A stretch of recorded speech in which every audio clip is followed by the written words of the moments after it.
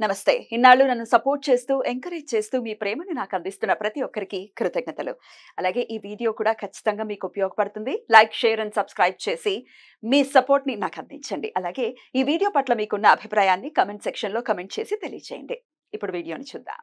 నమస్కారం. శుభోదయం కార్యక్రమానికి స్వాగతం. ఈరోజు 15వ తారీఖు ఏప్రిల్ నెల 2024వ సంవత్సరం సోమవారం. శ్రీ క్రోధి నామ సంవత్సరం ఉత్తరాయణం వసంత ఋతువు. ఈరోజు చైత్రమాస శుక్లపక్ష సప్తమి తిథి మధ్యాహ్నం 12 గంటల 11 నిమిషాల వరకు, తదుపరి అష్టమి తిథి. పునర్వసు నక్షత్రం రాత్రి 3 గంటల 5 నిమిషాల వరకు, తదుపరి పుష్యమి నక్షత్రం. నక్షత్ర వర్జ మధ్యాహ్నం 2 గంటల 20 నిమిషాల నుండి సాయంత్రం 4 గంటల 2 నిమిషాల వరకు.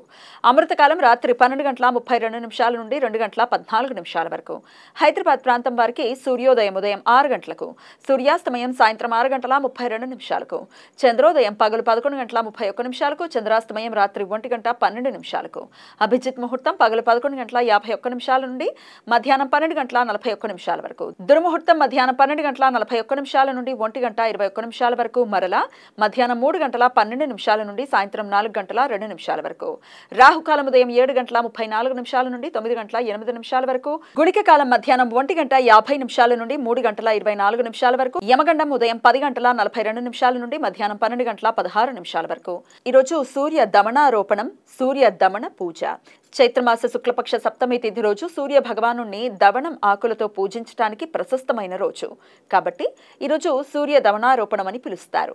వృత్తిపరమైన మరియు అనారోగ్య సమస్యల నుండి బయటపడటానికి భక్తులు ఈరోజు అరుణం, మహాసౌరం, త్రిచ మంత్రాలను పఠిస్తూ సూర్య నమస్కారాలు చేసి సూర్య యంత్రాన్ని దవనం ఆకులతో పూజిస్తారు.